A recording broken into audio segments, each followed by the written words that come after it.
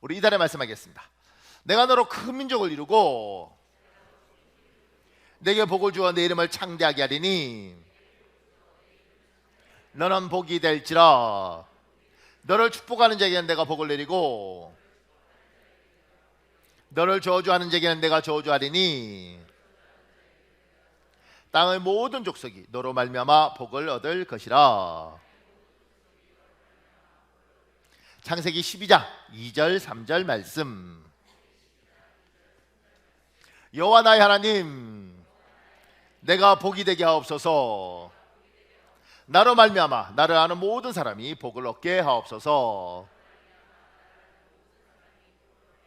내 이웃이 나로 말미암아 복을 얻게 하옵소서. 내 교회가 나로 말미암아 복을 얻게 하옵소서. 우리 교회로 말미암아 대한민국이 복을 얻게 하옵소서. 예수님의 이름으로 기도합니다. 아멘. 반드시 여러분의 선포대로 이루어지는 걸 보실 줄 믿습니다. 고맙습니다. 제가 그 밑에 이렇게 적었습니다. 기초공사가 튼튼하지 못한 집은 모래 위에 지은 집과 같습니다. 기본 자세를 잘못 배운 운동은 결코 프로 선수에 도달할 수 없습니다. 그래서 프로일수록 기본기가 강하며 고수라고 해도 기본기 훈련을 게을리하지 않는다는 명언이 있습니다. 코로나 사태를 통하여 많은 이들이 자신의 신앙을 돌아보는 계기가 되었습니다. 신앙이 흔들리는 이유는 신앙의 기본기가 충실하지 않기 때문입니다. 여기에서 자신에게 질문하셔야 합니다. 나는 신앙의 기본기가 충실한가? 제 은사 중에 신학자 중에 류준양 교수가 있는데 피아노를 잘 치십니다. 근데 이분이 늘 안타까워하는 게 자기는 쇼팽, 모차르트 이런 거 치고 싶다는 거예요. 근데 자기는 어렸을 때 교회에서 풍금 치는 거 보고 이렇게 그냥 이렇게 뚱땅뚱땅 배워서 찬송가는 뚱땅뚱땅 치는데 그 이상을 못 간다는 거예요. 그러면서 그렇게 이야기하는 거예요. 기초를 잘못 배워서 그래. 그래서 너희들은 신학을 할 때 기초가 튼튼했으면 좋겠어. 이렇게 저희한테 말씀하셨죠. 신앙은 기초가 굉장히 중요합니다. 기본이 굉장히 중요합니다. 그래서 어느 교회에서 어떻게 자랐고 무엇을 배웠는지가 아주 중요합니다. 지금 오늘 이 여러 가지 상황들이 생기면서 성도들이 혼란스러워하고 있지 않습니까? 신앙의 기본, 그 기본에 관해서는 몇 가지 줄기가 있는데 그 중에 하나님의 절대 주권에 관한 이야기를 하려고 합니다. 누구는 예수의 십자가, 보혈, 그 공로 이걸 중요시하겠지만 그건 정말 중요하죠. 그런데 그 모든 것들 우선 위에 하나님의 절대 주권이 있습니다. 우리 하나님이 이 땅의 주인이시고 그분이 통치하시고 그분이 우리의 인생을 주관하신다. 이 부분에 대해서 흔들리지 않아야지 어려울 때 버틸 수 있습니다. 그 부분에 대한 이야기를 하려고 합니다. 그 밑에요, 우리의 신앙의 기본기 세 가지를 본문을 통하여 살펴보려고 합니다. 작은 1번에요, 우리가 믿는 하나님은 세상을 창조한 유일한 하나님이십니다. 그분만이 이 세상의 주인이십니다. 그 밑에요, 이 부분에 대하여 기독교는 늘 공격을 당합니다. 너무 독선적이라는 것입니다. 너희 하나님만 하나님이고 우리가 믿는 신은 잡신이냐 며 반문하고 우리를 오만한 사람으로 매도합니다. 그런 비아냥을 당할지라도 우리의 신앙은 이 부분에 대해서는 양보도 타협도 없습니다. 마가복음 12장 29절 30절 있습니다. 여러분 읽으십시오. 시작.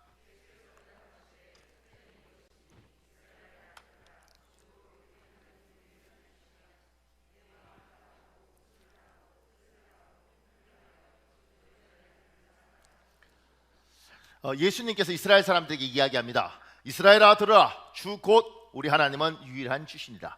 이건 신명기 말씀이에요. 이스라엘 사람들이 수천 년 동안 끊임없이 반복합니다. 쉐마 이스라엘, 이스라엘아 들으라, 너희 주 하나님은 오직 한 분 하나님이시고 유일한 하나님이시고 그분만이 하나님이시다. 이걸 끊임없이 강조합니다. 우리의 신앙은 절대 타협할 수 없는 선이 있습니다. 그러니까 기독교는 결국 세상에서 핍박을 당하게 되어 있습니다. 왜냐하면 자기만 옳다고 이야기하고 자기 것만 바르다고 이야기하는 독선적인 것은 반드시 공격받도록 되어 있습니다. 우리 기독교는 우리 하나님만 하나님이라고 이야기합니다. 심지어 다른 모든 것은 잡신이라고 이야기합니다. 우리 하나님이 이 세상을 창조하셨고 그분이 주인이라고 이야기하십니다. 그러니 우리만 옳고 나머지 다 틀렸다고 이야기하는데 전 세계 모든 종교의 적이 되지 않겠습니까? 그런데 이 부분에서는 우리는 타협이 없습니다. 이 부분에 대해서는 양보도 없고 절충도 없습니다. 그래서 여러분은 이 세상에서 예수를 제대로 믿으면 핍박을 당합니다. 근데 이제 지혜가 필요해요. 그 밑에요. 여기서 주의할 점이 있습니다. 세상 사람들은 우리와 다른 종교와 싸움을 유도합니다. 우리는 예수 그리스도만 주님으로 섬기고 높입니다. 우리 하나님을 높이기 위해 다른 신앙과 다투고 다른 신앙과 비교하지 않습니다. 속지 말라고 이야기하는 건 뭐냐면 세상은 우리가 뭘 믿는지 압니다. 그래서 싸움을 붙입니다. 우리를 코너에 몹니다. 그래서 미국의 대통령부터 제수까지 모든 사람을 인터뷰했다는 유명한 레디 킹이라는 사람이 있죠. 그 레디 킹이 조엘 오스틴이라는 미국의 제일 큰 교회 목사님을 초청했습니다. 방송에서 미국에 수천만 명이 보고 있는데 묻죠. 예수만 믿으면, 예수 안 믿으면 지옥 갑니까? 다른 종교에는 구원이 없습니까? 이렇게 계속 물어요. 레디 킹은 기독교에서 너무너무 잘 알아요. 그런데 모든 사람 보는 앞에 묻습니다. 예수님 믿기 위해서? 아니요. 싸움 붙이기 위해서. 그러니까 여러분에게 사람들 많이 있는 데서 뭐 너희 하나님은 하나님이야? 우리 하나님은 하나님이야. 너희만 오라? 예수 안 믿으면 다 지옥 가는 거야? 이순신장군도 지옥 가는 거야? 세존대왕 지옥 가는 거야? 이렇게 이야기할 때 맞아! 다 지옥 갔어! 이렇게 하지 말라는 거예요. 그 사람들은 우리는 전도를 하는 것이고 복음을 선포하는 것이지 사람들하고 쌈박질하고 그들이 조롱할 때 거기에서 광대처럼 놀기 위해서 우리는 복음을 전하는 게 아닙니다. 우리 머릿속에는 명확합니다. 여호와 하나님, 그 하나님만 유일하신 하나님이요 우리가 믿는 그 하나님이 창조주이고 그분이 이 땅의 주인이십니다. 명확한 그 사실을 소리내고 승질내고 다투고 하는 게 아니라 그냥 이야기하는 겁니다. 그냥. 그리고 믿을 사람은 믿고 믿지 않은 사람은 믿지 말라는 겁니다. 근데 우리는 이 사실을 믿는다는 거예요. 그래서 이제 신학교 다니면 재밌는 게요, 성경이 하나님 말씀이에요? 성경은 뭐 앞뒤 가죽만 빼고 나머지는 다 가짜라던데요? 이렇게 이야기할 때 그 어린 나이에는 막 하나님 말씀이라고 거룩한 성경을 이렇게 이야기했어요. 그런데 이제 목회자로서 나이가 들어가니까 선배들하고 이야기하다 보면 이렇게 이야기해야 되더라고요. 이게 하나님 말씀이에요. 이게 책 아니에요. 이렇게 이야기할 때 한번 읽어보세요. 에이 뭐 읽으면 알아요. 그냥 읽어보세요. 읽어보시면 성경이 하나님 말씀이면 성경이 역사하실 것이고 하나님 말씀하는 역사 안 하겠죠. 한번 읽어보십시오. 읽고 이야기합시다. 그냥 이거 뭐 베고 자면 뭐 머리에 쏙쏙 들어오나요? 읽어보십시오. 그리고 그냥 웃고 마는 거예요. 싸우지 말고 어디 하나님 말씀을 그렇게 하지 마시고 읽어보십시오. 우리 하나님은 그렇게 다투고 싸울 만큼 그렇게까지 구차하게 하실 하나님도 아니에요. 그러니까 여러분과 제가 믿는 하나님, 창조주 하나님, 절대자 하나님, 그리고 높임 받으기에 합당한 하나님, 이게 신앙의 기초입니다. 그 밑에요, 저와 여러분은 오직 하나님 한 분만을 두려워합니다. 죽음도 가난도 병듦도 우리를 괴롭힐 수 있지만 우리를 무릎 꿇리고 우리에게 경배받을 수는 없습니다. 우리 마태복음 10장 28절 여러분 읽으십시오. 마태복음 10장 28절 시작.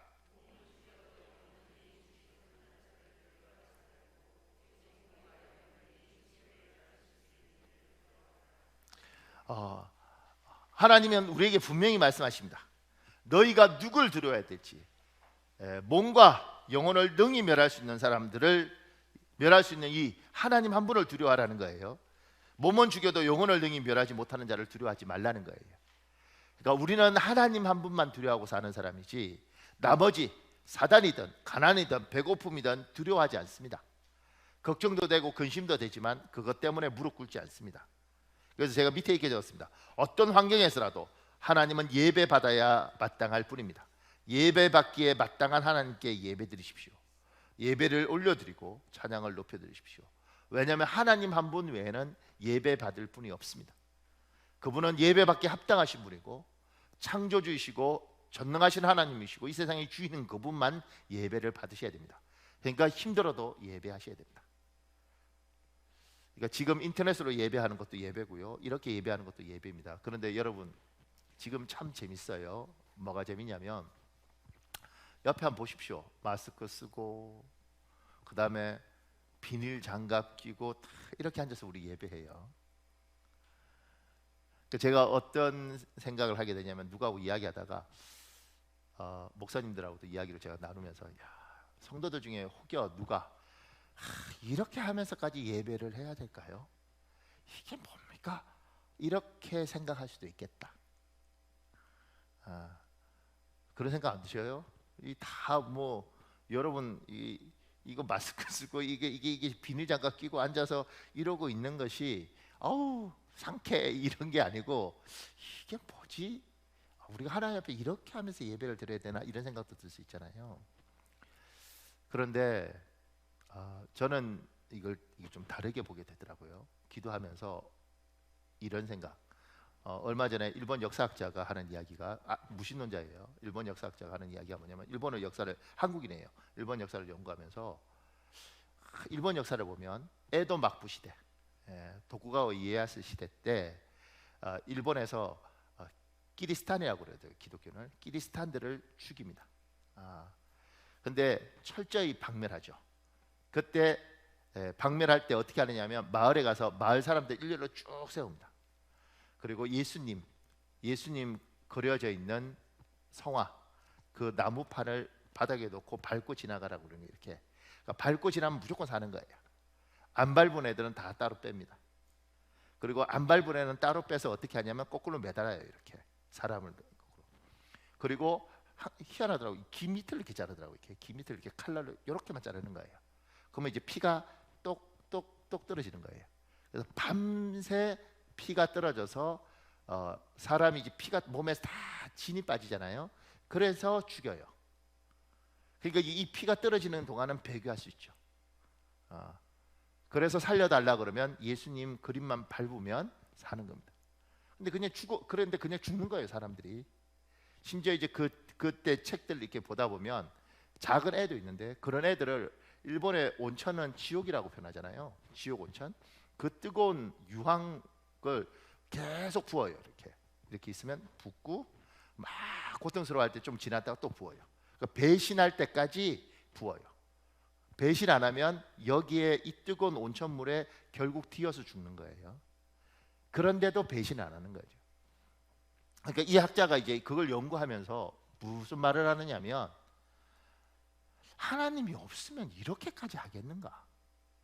이 사람들이 자기는 하나님 못 만나서 하나님 만나지 못했기 때문에 없다고 생각하는데 이 역사책을 보면 없다고 말하는 게 굉장히 부담스럽다는 거예요. 왜냐하면 이 사람들이 이렇게까지 하는 거 보면 잊지 않으면 하나님이 없으면 어떻게 이럴 수 있는가? 자기는 신이 없다고 말하기가 어렵다는 거예요. 자기 무신론자인데도 불구하고. 그러면 지금 여러분이 하고 있는 이 예배 형태를 세상 사람들이 본다면 어떤 생각을 할까? 이렇게 질문하죠. 저렇게까지 하면서 예배를 해야 해서 비닐 장갑까지 끼고 이게 뭔 짓이야? 그 속에서 우리가 할 수 있는 이야기가 있죠.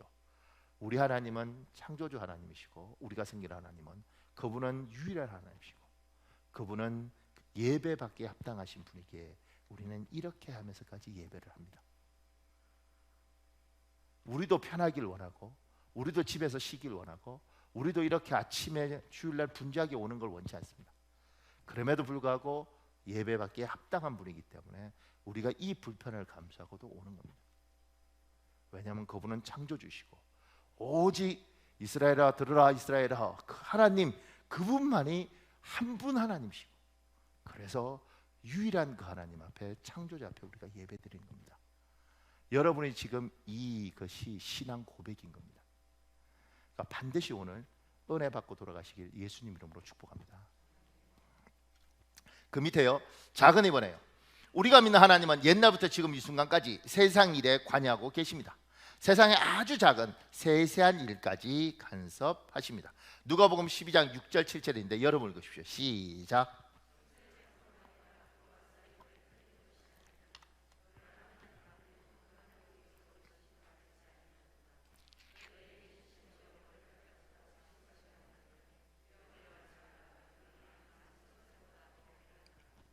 이 말들이 조금 어렵죠. 그런데 우리말로 바꾸면 이렇게 되는 겁니다.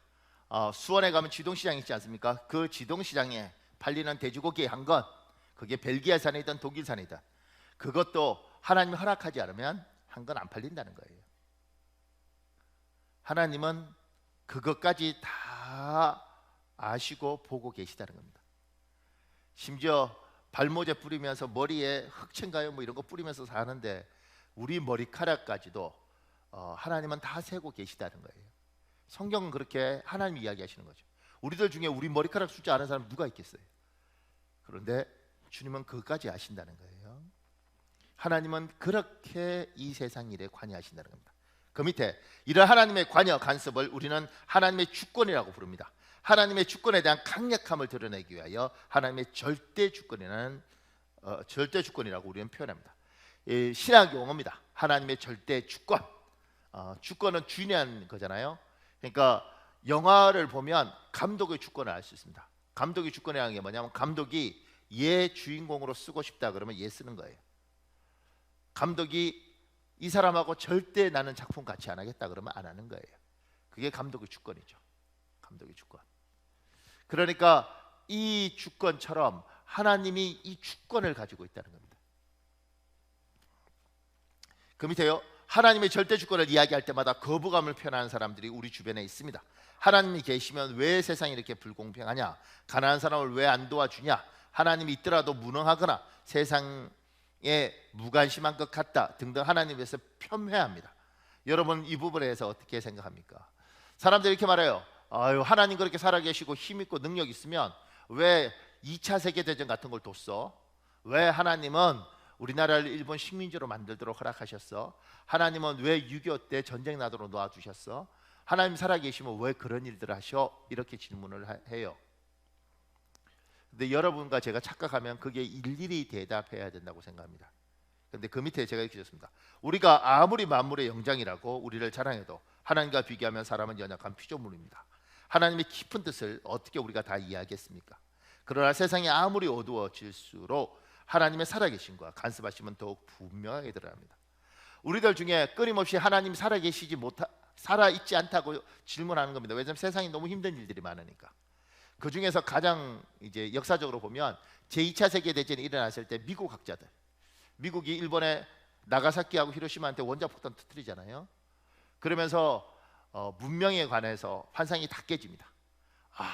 우리가 과학적으로 발달하면 이 세상은 유토피아가 될 줄 알았는데 우리의 과학으로 저 일본의 원자폭탄을 투하해서 저렇게 많은 사람이 죽었구나. 야, 왜 우리는 이럴 수밖에 없는가?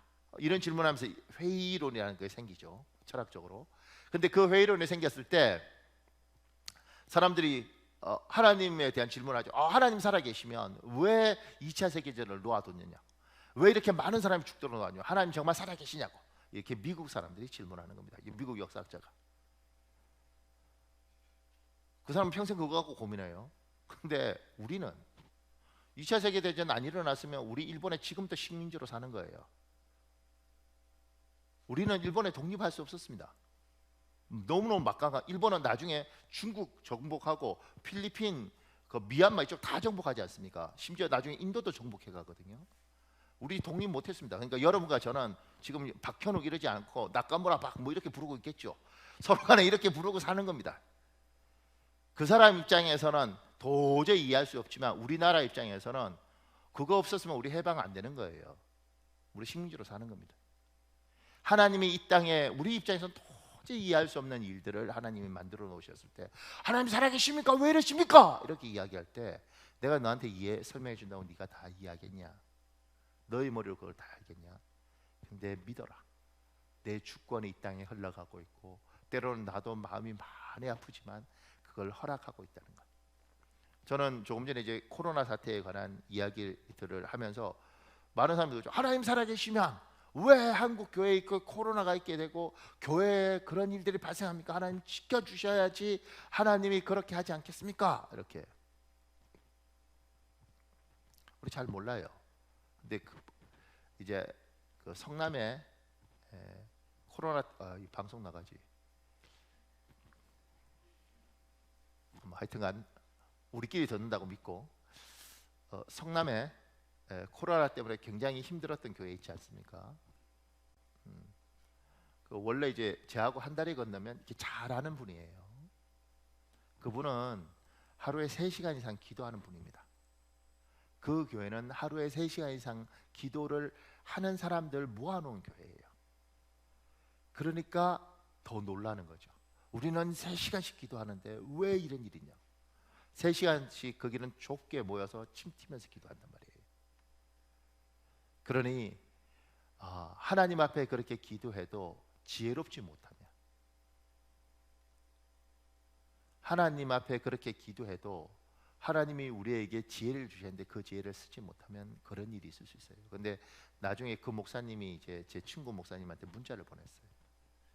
앞으로 그런 일이 있으면 나는 어떻게 할 것인가. 뭐 하여튼 공개하기 그러니까 하여튼 그 간절함이 있습니다. 그분이 하나님에 대한 굉장히 귀한 분이라고 그래요. 근데 이제 그 교회는 지금 폐쇄됐나 그러죠. 없어졌나 그래요. 왜냐하면 그 동네에서 더 이상 살 수가 없었습니다. 대한민국이 전체가 폭격을 했으니. 그런데 그 상황을 아는 사람들, 그 내부를 잘 아는 사람들은 그 귀한 사람들인데, 그들이 그런 일들이 있을 때 우리 다 질문하겠죠. 하나님, 하루에 3시간씩 기도하고 그렇게 열심히 사는 목사님인데 왜 그런 일이 있습니까? 이 질문 우리가 할 수 있죠. 지금은 몰라요. 우리에게 하나님 다 설명해 주잖아요. 근데 여러분과 제가 세상 사람하고 다른 건 우리 믿음이 있죠. 어떤 믿음이요? 하나님이 그것을 통해서 자기 일을 하실 것이다. 저는 코로나 사태를 통해서 한국 교회에 하나님이 하시는 일 중에 명확한 거, 우리가 지금까지 성도들의 신앙에 대해서 우리는 성도들이 이렇게 신앙생활을 할 거라고 생각했는데, 그 신앙에 대한 실체를 보고 큰 교회 목사님들은 교회가 크면 다 해결될 줄 알았는데 큰 교회의 실체를 지금 확인하고 있습니다. 여기 와 있는 성도들이 껍데기구나, 이걸 확인하고 있습니다. 그러니까 목사님들만 지금 굉장히 놀라운 일들을 경험하고 있어요. 데이터 분석하고 이런 교회는 우리 교회는 코로나 사태가 일어나고 지금 80% 성도가 주일날 100% 참석하던 성도 330명 정도 우리가 주일날 작년에 예배하거든요. 그 중에 한 지금 260명, 270명 정도 예배에 참석을 합니다. 그럼 20%가 지금 문제가 있죠. 근데 20% 중에 10%는 애기들, 애가 다 어린 사람들, 그분들이 예배에 못 오고 있습니다. 그리고 학교 선생님들, 그리고 회사에서 각서 쓰는 사람들, 그분들을 우리 지금 예배 참석 못 하고 있죠. 나머지 10%는 우리 교회 등록 안 하고 교회에 오던 사람들입니다. 인사는 다 했고 우리하고 다 아는데 한 30명 정도 되거든요. 말만 우리 교인이 아니지 3년 4년 다닌 분도 있습니다. 11조 성교 건축 헌금 다 하고 모든 예배 답찬상에서 우리 교인들도 다 인사하고 우리 교회 집사님인 줄 아는데 등록을 안 하셨죠. 우리 교회는 그런 분들이 있습니다. 한 30명 정도 되는 그분들이 이제 못 오시죠. 왜냐하면 피해를 줄까 봐. 그래서 저희가 좀 놀라는 건 우리 교회는 그렇게 분석을 하니까 거의 문제가 없더라고요. 근데 많은 교회는 지금 60%입니다. 60% 성도가. 그러면서 특히 청년 많은 교회, 우리는 청년부는 우리는 참 대한민국에서 튼튼히 자리 잡았어. 이런 교회가 청년부의 실체를 지금 확인하고 있죠. 부모 따라온 거였구나, 쟤들이. 그래서 스스로는 우리는 청년들이 한 10,000명 정도 돼 이렇게 생각했던 사람들이 실제로 해보니까 우리는 청년이 이런 상황이 생겼을 때 큰 교회인데 우리 청년들은 2,000명도 오지 않아. 그러면 한 8,000명 정도는 문제가 있구나. 이런 것들 지금 한국 교회가요, 목사님들이 지금 우리가 지금 제대로 왔는가, 이 부분에 대한 질문을 지금 하고 있습니다.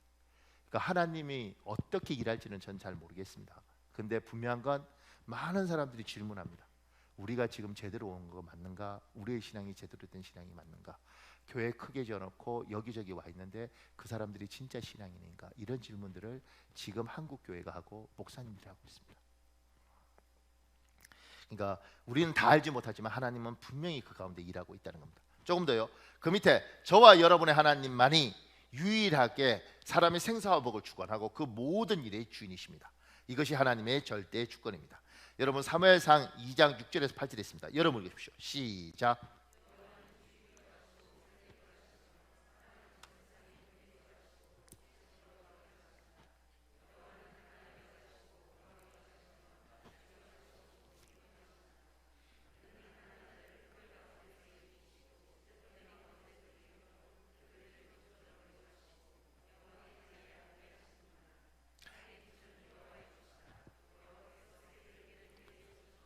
우리가 기도할 때마다 생사와 복을 주관하시는 하나님, 죽고 살고 화와 복과 저주를 주관하시는 하나님, 이렇게 이야기하는 게 요 구절이에요. 요한 6절, 여호와는 죽이기도 하시고 살리기도 하시고 사람을 저 세상에 보내기도 하시고 다시 돌아오기도 하시고 7절, 여호와는 가난하게도 하시고 부하기도 하시고 낮추기도 하시고 높이기도 하시고 8절, 가난한 자를 일으키시고 일으키시고 귀족처럼 대우하시고 영광의 자리에 앉게 하시는구나. 여러분과 제 하나님의 절대 주권을 이야기할 때 그 하나님은 그런 능력이 있다는 겁니다. 자, 그런 능력에 관한 재미있는 이야기가 여기 있습니다. 이 이야기는 워낙 길어서 제가 적당히 읽어드리고 다른 부분을 좀 설명을 해야겠습니다. 장애영이라는 분이 쓴 거예요. 원래 잡지사 기자 출신입니다. 보세요. 성경 말씀을 기준으로 삼고 예수님의 마음으로 자녀를 양육하는 길은 멀고 험했다. 나는 정말 안 그럴 줄 알았는데 아이가 건강하고 안전하게 잘 자랄 뿐만 아니라 다른 아이들보다 키까지 훌쩍 크고 보니 욕심이 자꾸 생겼다. 욕심이 잉태한즉 죄를 낳고 죄가 장성한즉 사망을 낳느니라는 말씀은 정말 옳았다. 나는 엄마의 사랑이라는 이름으로 내 욕심을 포장해서 아이를 다그치고 의심하는 새로운 죄를 짓기 시작했다. 아이라는 연을 띄워놓고 내가 만든 짧은 연줄에 아이를 가두고는 더 많이 더 빨리 더 높이 하며 조정하고 싶었다. 아이가 사춘기가 되면서 하나님은 엄마인 나를 잘못된 욕심에 브레이크를 걸기 시작하셨다. 아이는 점차 홀로 서기를 시도하는데 나는 아이가 어렸을 때보다 더 아이를 지배하고 싶어 했다. 그럴수록 아들은 나의 간섭을 싫어했고 모든 것을 숨기고 싶어 했다. 컴퓨터 게임을 하다가도 내가 방으로 들어가면 바탕화면으로 바꿔놓고 아무것도 안 한 척했다. 그러면 나는 더 감시자가 되어 시시콜콜 따지고 들었다. 아들은 성장할수록 아빠를 더 좋아했다. 이 세상에서 아빠가 자기 마음을 제일 잘 알아준다고 생각했다. 그도 그럴 것이 나는 아이가 성장할수록 아이의 마음을 읽는 대화법도 서툴고 조급하고 사소한 일에도 자꾸 까다롭게 굴었지만 아빠는 틈이 날 때마다 아들과 함께 만화를 읽거나 야구 중계를 보며 느긋하고 유쾌한 시간을 보냈다. 부자가 만나면 낄낄거리고 깔깔거리나 시간 가는 줄 몰랐다. 내 기준으로 보면 그들의 대화는 영양가가 하나도 없는 시답잖은 것이었지만 그들은 정말 진지하고 즐겁게 시시덕거렸다. 어느 날 아들이 아빠에게 말했다. 아빠, 엄마, 나도 아빠처럼 집에서 공부하고 싶어요. 하늘이 무너지면 그런 기분일까? 땅이 꺼지면 이런 느낌일까? 남편은 대기업을 그만두더니 신학대학원에 입학해 졸업도 하기 전에 전도사의 신분으로 교회를 개척했다. 한순간에 신분이 바뀌고 상황이 바뀌어 거기에 적응해서 살아남는 것도 내겐 죽을 것처럼 힘들고 버거운 때였다. 그런데 이번엔 아들이 학교를 그만두겠다는 것이다. 아들은 집에서 자유로이 마음껏 공부하고 싶다는 이유를 댔다. 남편은 일주일간 금식 기도를 한 뒤에 결정하자고 했다. 그리고 금식 기도를 하고 나더니 아들에 대한 모든 주권을 하나님께 맡기고 14살밖에 안 된 아들의 말을 존중해 주자고 했다. 결국 아들은 중학교 3학년이 되기 직전 본방학에 중학교 자퇴생이 되었다. 이제 집에는 남편과 아들이 아침부터 밤까지 하루 종일 함께 있게 된 것이다. 중학교를 자퇴하자 아들은 집에서 마음껏 공부하겠다던 약속과 달리 날마다 집에서 만화를 보며 뒹굴어 내 속 뒤집어 놓았다. 더 기막힌 것은 남편까지 아들과 합세해서 만화를 보며 즐거워한 일이다. 아들과 남편은 마치 즐거운 방학을 맞이한 사람들 같았다. 그들의 쉼과 기쁨의 모습이 나에게 고난의 블랙홀 빠진 듯 괴롭고 두려운 나날이 되었다. 그 두 사람을 있는 그대로 인정하고 예수님의 마음으로 섬기려니 자꾸 몸이 아팠다. 그야말로 자녀 양육 스트레스와 개척교회 삶으로서 감당해야 할 짐 때문에 몸과 마음이 죽을 지경이었다. 그렇게 3년 같은 석 달이 지났다. 아무래도 죽을 것 같고 저래도 죽을 것 같으니 차라리 죽기를 무릅쓰고 밥을 해줬다. 정성껏 만들어준 집밥의 위력인지 함께 놀아준 속 좋은 아빠 덕분인지 아들은 원도 없이 실컷 놀더니 차츰 집 밖으로 나가기 시작했다. 이유는 단순했다. 한 달 넘게 집에서 푹 쉬었더니 이제 집멀미가 난다는 것이다. 친구들이 학교 가서 적막한 대낮에 홀로 돌아다니는 아들은 집에 돌아오더니 아무 때나 나갈 게 아니라 정해진 시간에 외출을 하겠다고 했다. 참고 또 참고 밥해주고 또 밥해주고 기다리고 또 기다렸더니 드디어 은혜의 순간이 오고 있었다. 부모도 어쩌지 못하는 최악의 순간이 오면 그저 밥해 먹고 기도하고 기다리고 하나님 앞에서 우는 일밖에 다른 도리가 없다는 걸 그때 배웠다. 그 밑에요. 굵은 것이로요. 나는 단지 인내하며 밥하고 기도하고 예배드리며 그 힘든 시간을 견뎠다. 그러자 하나님이 아들의 다친 마음을 만져주셨다. 마음은 눈에 보이지 않지만 은밀한 가운데 만지고 인도하시는 하나님 주신 보물임을 그때 나는 알았다. 그 밑에 굵은 줄요. 마음을 주장하시는 하나님임을 확신하기 시작하면서 내 안에 평안과 안정이 찾아들기 시작했다. 제가 좀 여기 별로 안 나와 있지만 제가 좀 더 설명할게요. 이분이 기자인데 결혼 안 하려고 그러다 대기업 남자를 만나서 결혼했어요. 믿음이 없는 사람이었는데 결혼하고 아이를 낳았는데 아이가 미숙아로 태어났어요. 그래서 35일 동안 아이가 병원에 있었는데 그때 하나님의 앞에 매달리기 시작했어요. 그리고 하나님 앞에 매달리면서 아이가 그 미숙아였는데 아이가 잘 자라면서 키도 커지고 이러면서 이분이 하나님하고 거리가 멀었죠. 그렇게 멀게 살다가 나중에 남편이 몸이 아픈 거예요. 대기업 다니면서 외국 출장 나가 있고 뭐 이렇게 주재원도 하고 이랬던 사람인데 몸이 아파서 병원에 가니까 이 간이나 이게 이렇게 부어 있다는 거예요. 이대로 가면 죽는다고 입원을 했어요. 그래서 이 사람이 하나님 앞에 살려주시면 뭐든지 하겠다고, 목사가 돼도 좋다고 그렇게 기도했는데 정말 나았어요. 그리고 남편이 목사를 하겠다 그런 거예요. 그래서 지금 대기업 그만두고 신학대학원 들어가서 교회를 개척한 거예요. 이 내용이. 그리고 아이가 잘 자랐는데 중학교쯤 됐는데 중학교 되던 아이가 자퇴를 한 거죠. 집에서 아빠처럼 저렇게 놀겠다는 거예요. 자, 이 상태. 자, 사랑하는 김혜연 집사 어떡하지? 너 죽고 나 죽자 뭐 이렇게 갈까? 어떻게 해야 되고? 그러니까 생각을 한번 해보세요. 이 상황이면 어떡하냐고. 그러니까 이 사람은 그냥 하나님 앞에 죽기 살기로 밥 해주면서 버틸 수밖에 없었어요. 하나님이 절대 주권, 하나님이 뭘 하실지를 알지 못하지만 그분을 신뢰하면서 아이와 싸우지 않고 남편과 싸우지 않고 이렇게 했어요. 이 이야기가 왜 재밌느냐면 이 아이가 집에서 이제 한 달 노니까 지금 진멀미가 난다 그러잖아요. 나갔는데 다 학교 갔는데 지 혼자 뭘 하고 놀겠어요. 그래서 나가서 이렇게 보니까 할 일이 없는데 규칙적으로 나가려고 하니까 학원을 가겠다는 거죠. 그래서 학원을 어떤 학원을 갔냐면 그냥 입시 학원을 간 게 아니고 일본 학원을 간 거예요.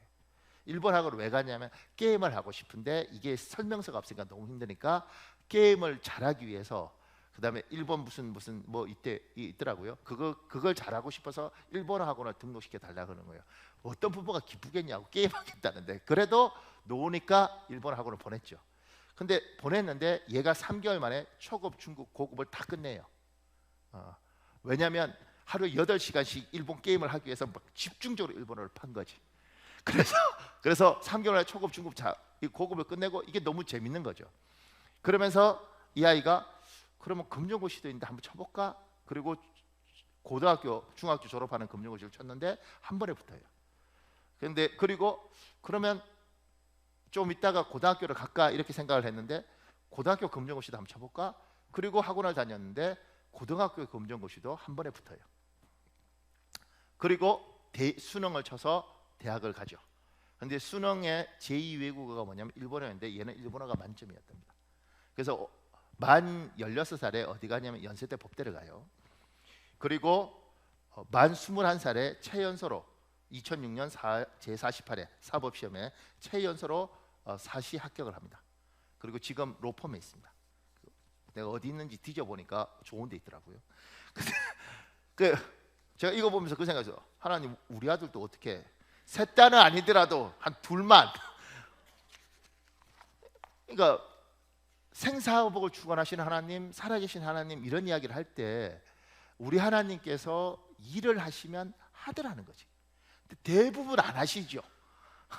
그런데 생각보다 이렇게 한 사람들이 또 많습니다. 심지어 우리 교회도 좀 자유로웠으면 좋겠는데 우리 교회 애들 중에 하나님 이렇게 손대서 지금 이 친구하고는 다르지만 다른 방법으로 손대서 참 복된 애들이 많습니다. 간증하고 자랑할 게 많습니다. 사람들이 잘 모르고 있는데 우리 교회에 그렇게 복된 애들 굉장히 많습니다. 갈 수 없는 직장 가 있고 지가 할 수 없는데 정말 하나님 놀랍게 일하셔서 들어가 있고 뭐 이렇게 이런 애들 우리 교회에 많아요. 그러니까 하나님의 주권이라는 것이, 하나님의 절대 주권이라는 것이 하나님 우리의 삶에 깊이 개입하실 뿐만 아니라 생사화복까지 주관하시는 그 하나님에 대해서 우리가 막연하게 기도할 때 생사화복을 주관하시는 하나님 이렇게 말하는데 그게 아니라 실제로 그분이 일하시니까 일이 되더라는 거죠. 저도 늘 막연하게 꿈꾸는 건 우리 아들 셋 중에 누구 하나가 어느 날 갑자기 아버지 미치겠어요. 왜? 책을 읽으면 다 외워져요. 안 잊혀져요. 뭐 이렇게 하길 꿈꿔요. 그냥. 다른 분은 뭐 그런 집도 있더구만. 우리 애들은 왜 그런지 모르겠어요. 그런데 하나님이 일하시겠다고 작정하시면 하시더라. 우리 하나님의 절대 주권을 믿을 뿐만 아니라 이분이 창조주이고 주인이고 믿을 뿐만 아니라 그 주인이 우리의 삶 속에 깊이, 우리의 이 세상에 깊이 관여하신다는 것도 믿으셔야 되는 겁니다. 착각하면 이렇게 되는 거예요. 오, 하나님 살아계십니까? 세상이 이렇게 더럽고 아유 나쁜 놈들이 많고 이게 무슨, 하나님 왜 이딴 세상을 만드셨습니까? 이렇게 말하는 건 믿음이 없는 거예요. 우리의 믿음은 뭐냐면 세상이 더럽지, 세상이 악하지, 그럼에도 불구하고 하나님은 자기 일들을 한다니까. 2차 세계대전 가운데 미국 학자들이 볼 때는 왜 이런 원폭을 투하하고 이게 말이 됩니까? 그 가운데 하나님은 대한민국을 독립시키셨어요. 6.25 전쟁이 일어났을 때 동족 간에 총질할 때 그 가운데도 누군가는 하나님을 만났더라고. 유진필이라는 그분 같은 경우는 그 6.25 전쟁 때 서울대 다니다가 군대 끌려가서 그 군대에서 폭탄 떨어지는 가운데 예수님이 자기 일을 찾아오더래. 그래서 하나님을 만났어요. 하나님은 자기 일을 한다고. 그러니까 세상이 다 어두운 이야기하고 세상이 다 힘든 이야기할 때 하나님 사람은 그러면 안 되는 거예요. 왜냐하면 세상은 그래 원래. 근데 주인은 하나님이시고 그 하나님이 깊이 손대고 있기 때문에 하나님은 자기 일을 하시는 거예요. 이걸 우리는 믿고 사는 거죠. 세상 사람들하고 우리는 다르죠. 그래서 어두운 세상에서 우리가 어두운 이야기를 하는 게 아닙니다. 왜냐하면 우리 하나님이 주인이시고 우리 하나님이 일하시면 하시니까. 그래서 지금 이 장갑 끼고 예배 받을 이분한테 우리 예배하는 거 아니겠습니까? 조금 더요. 그 밑에 작은 3번이에요. 우리가 믿는 하나님은 자기 백성의 삶에 깊이 관여하십니다. 심지어 자기 백성의 발걸음까지 인도하십니다. 이 사실이 우리에게 용기를 북돋주며 힘있게 이 세상을 살아가도록 만듭니다. 잠언 16장 9절에 있습니다. 여러분 읽으십시오. 시작.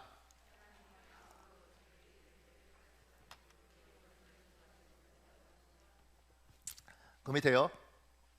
아래 글은 하나님의 절대 주권에 대한 팀 켈러 목사의 입장입니다. 팀 켈러는 미국에서 가장 핫한 목사입니다. 그런데 이 팀 켈러가 이렇게 말하죠. 현대에는 하나님이 역사를 주관해서 매사를 뜻대로 행하시거나 우리 쪽에 선택의 자유가 있거나 둘 중 하나라고 생각한다. 하지만 성경을 보면 양쪽 다 맞다. 신학적으로 이를 가르쳐 협력,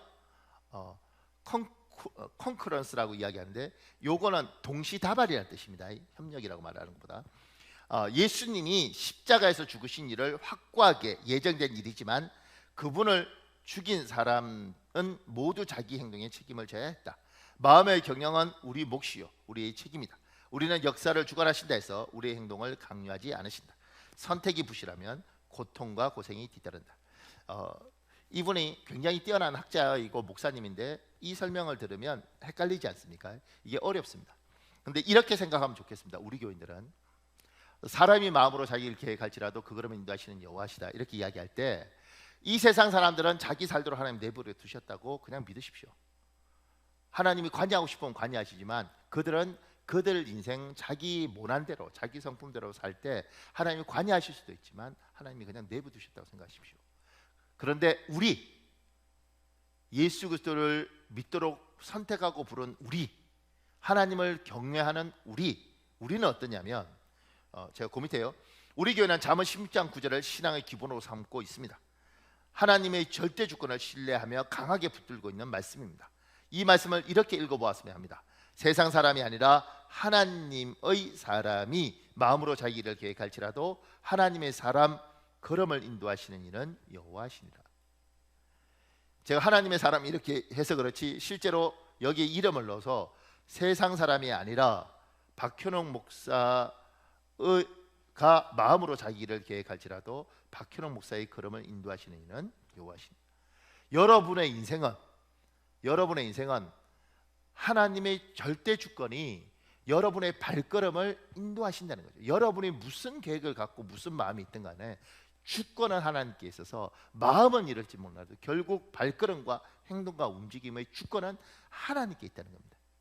이걸 믿으셔야 되고 이걸 붙드셔야 삽니다. 여기에 흔들리면 안 되는 겁니다. 아우 목사님 제가 실수를 해서 실수하셨죠.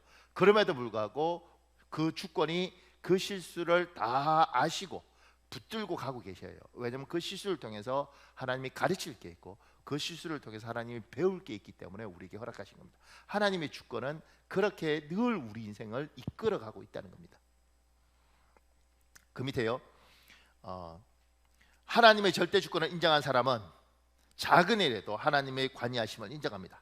그래서 작은 것에도 하나님의 간섭하심에 감격하고 작은 일에도 하나님께 감사하며 은혜를 느끼며 하루를 삽니다.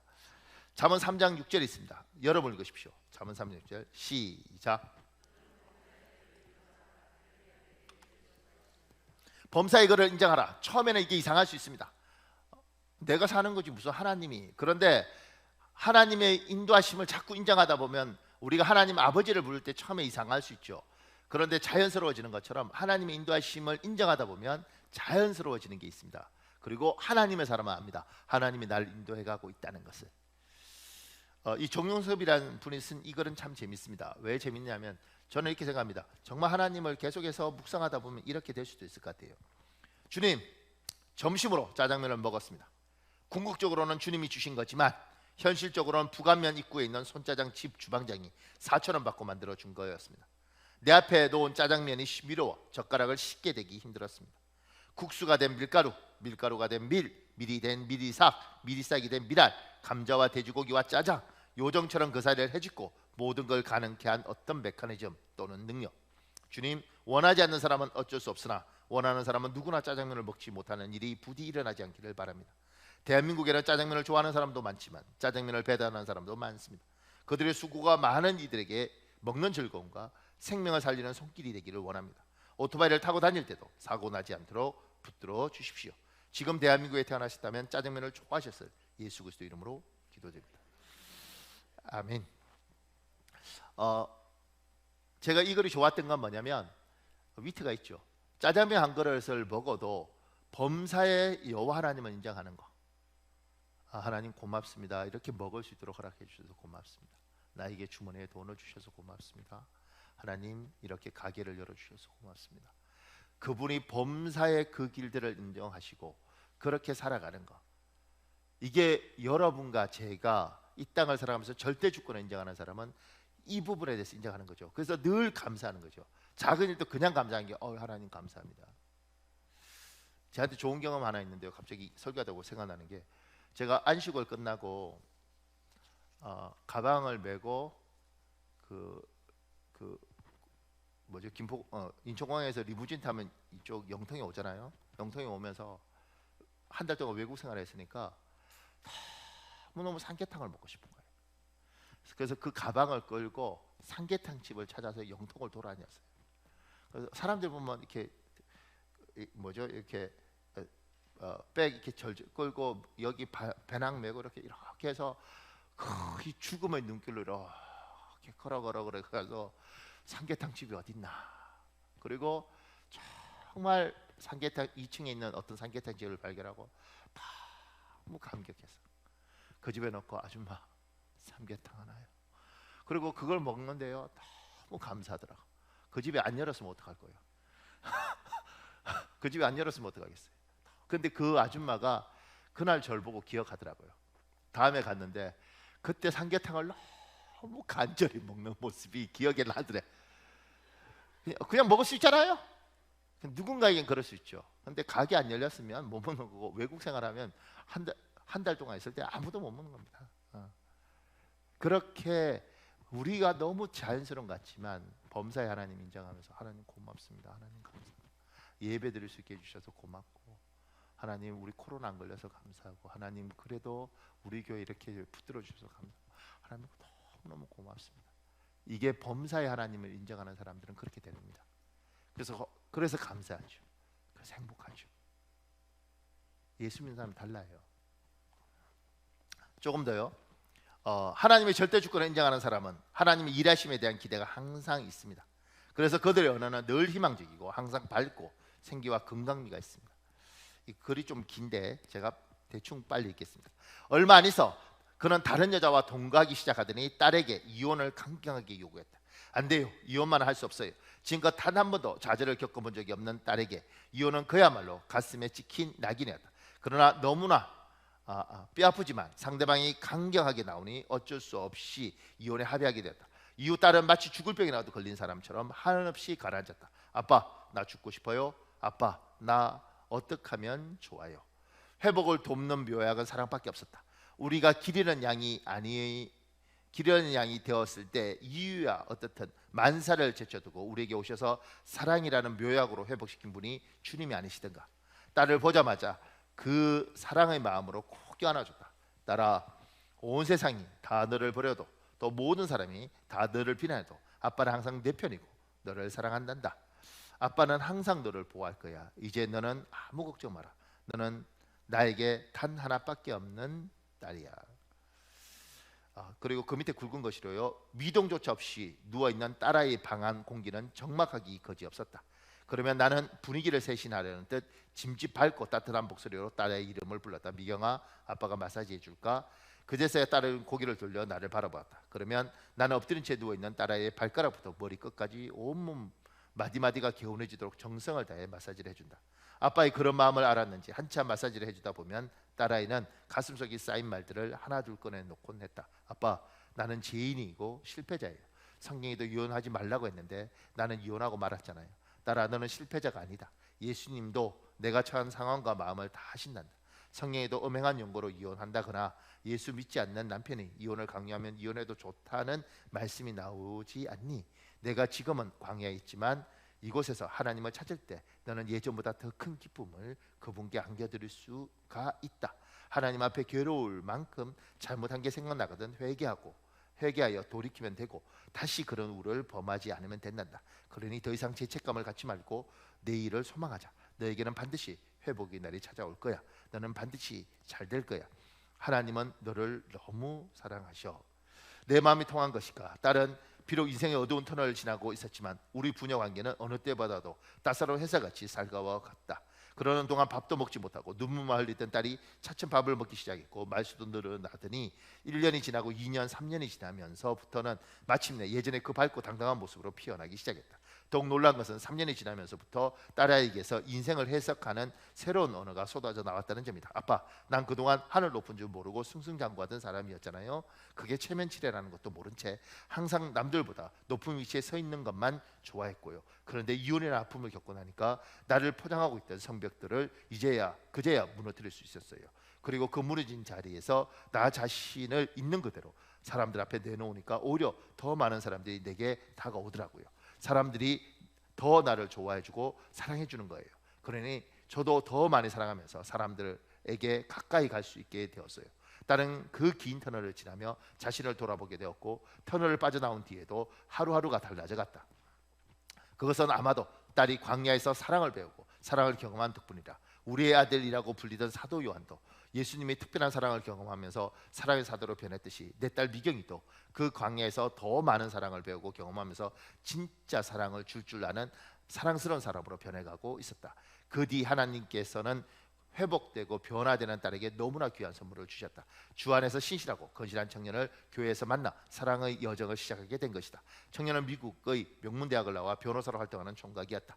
딸아이의 있는 모습 그대로를 사랑했고 무엇보다도 주님 향한 신실한 신앙 고백이 있어 믿어왔다. 더욱 감사한 건 그 청년의 부모도 딸아이를 무척 사랑해 주신 점이다. 30이 넘어서까지 결혼할 생각조차 않던 아들이 딸아이를 만나더니 처음으로 결혼에 대해 적극적으로 의사표시를 하기 시작했다. 오히려 딸에게 고맙다고 하셨다. 딸에게 가정이라는 울타리는 그렇게 찾아왔다. 길도 없고 물도 보이지 않는 광야에서 벌거벗은 몸으로 하나님을 찾게 하시고 그곳에서 먹이시고 입히시고 따뜻하게 감싸시는 하나님의 사랑을 경험케 하시더니 그 사랑을 힘입어 이제 사랑하는 자로 살아가겠다고 고백하게 하시고 마침내 따뜻한 사랑의 보금자리를 허락해 주셨다. 하나님이 주권을 믿고 하나님 살아계심을 믿으면 말이 희망적이어야 됩니다. 왜냐하면 우리 하나님이 일하겠다고 작정하시면 일을 하잖아요. 그러니까 세상 사람들은 끝났어, 더 이상 희망이 없어, 다 죽는 거야. 하나님 사람은 그렇게 말하면 안 되는 겁니다. 하나님 사람은 하나님이 하시면 하시지, 하나님 분명히 그분이 주권에 계시니까 그분이 하실 거예요. 그분을 기대해보자. 하나님의 사람은 아무리 힘들어도 이렇게 말을 해야 되는 겁니다. 그것이 여러분의 사명입니다. 여러분 지금 가면 세상에 어두운 이야기 많이 하잖아요. 그게 여러분도 속아서 같이 어두우면 안 되는 거예요. 세상에 어두운 이야기 많이 할 때 하나님의 사람하고 하나님이 살아계십니다. 하나님이 분명히 일하실 것입니다. 우리 하나님이 주권의 하나님이시고 그분이 세세한 일에 관여하실 뿐만 아니라 우리의 발걸음도 인도하십니다. 그러니 하나님이 일하실 겁니다. 그렇게 말을 하셔야 되고 그것이 여러분의 신앙 고백이고 주님은 내 귀에 들린 대로 내가 행해 주겠다고 말씀하셨으니까 듣고 계십니다. 여러분은 어두우시면 안 됩니다. 속는 겁니다. 그 밑에요, 오늘 말씀에서 정말 중요하게 짚고 넘어갈 부분을 요약해 보았습니다. 1. 모든 일의 첫 번째, 모든 일의 기본이 중요합니다. 신앙에도 기본이 중요합니다. 이제 자신에게 질문하셔야 합니다. 나는 신앙의 기본기에 충실한가? 두 번째, 신앙의 기본은 우리가 믿는 하나님은 세상을 창조한 유일한 하나님이십니다. 그분만이 이 세상의 주인이심을 깨달아 아는 것입니다. 3. 우리는 우리 하나님을 높이기 위해 다른 종교와 싸우지 않습니다. 다른 신앙과 비교하지 않습니다. 4. 우리 하나님은 어떤 환경에서 예배받아야 할 마땅한 분이십니다. 예배받기에 마땅한 하나님께 예배 드리십시오. 기도를 올려 드리십시오. 찬양으로 높여 드리십시오. 다섯 번째, 신앙의 기본은 우리가 믿는 하나님은 옛날부터 지금 이 순간까지 세상 일에 관여하고 계십니다. 세상의 아주 작은 세세한 일까지 간섭하십니다를 깨달아 아는 것입니다. 여섯 번째, 세상의 아주 작은 세세한 일까지 하나님의 관여, 간섭하심을 하나님의 절대 주권이라 우리는 부릅니다. 일곱 번째, 우리의 신앙은 우리가 믿는 하나님은 자기 백성의 삶에 깊이 관여하십니다. 심지어 자기 백성의 발걸음까지 인도하십니다를 깨달아 아는 것입니다. 여덟 번째, 우리 교회는 잠언 16장 9절을 신앙의 기본으로 삼고 있습니다. 하나님의 절대 주권을 신뢰하며 강하게 붙들고 있는 말씀입니다. 아홉 번째, 하나님의 절대 주권을 인정하는 사람은 짜장면 한 그릇 같은 작은 일에도 하나님의 관여하심을 인정합니다. 그래서 감격하고 감사하며 은혜를 느끼며 하루를 삽니다. 마지막 열 번째, 하나님의 절대 주권을 인정하는 사람은 하나님의 일하심에 대한 기대가 항상 있습니다. 그래서 그들의 언어는 늘 희망적이고 항상 밝고 생기와 건강미가 있습니다. 사랑하는 여러분, 우리 한 10분 정도 기도할 수 있는데요, 오늘 말씀 신앙의 기본으로 돌아가는데 여러분 기본이 무너져 있으면 흔들립니다. 지금은 굉장히 불안하고 많은 사람들이 사람을 흔들고 있습니다. 여러분과 제가 믿는 하나님은 이 세상의 주인이시고 창조하시고 주권자이십니다. 절대 주권의 하나님이 여러분의 삶에 적극적으로 개입하고 계십니다. 그 하나님을 붙드십시오. 그리고 그 하나님의 소망하면서 선포하십시오. 하나님의 일하심을, 하나님이 살아계심을 인정하십시오. 이 시간에 그것이 시작하다면 하나님 오늘 나를 붙들어 주시고 성령으로 충만하게 하시고 다시 하나님의 절대 주권에 대한 신뢰를 주시옵소서. 시간에 주여 한번 간절히 부르시고 우리 통성을 기도하겠습니다. 주여, 아버지 도와주십시오. 아버지 도와주십시오.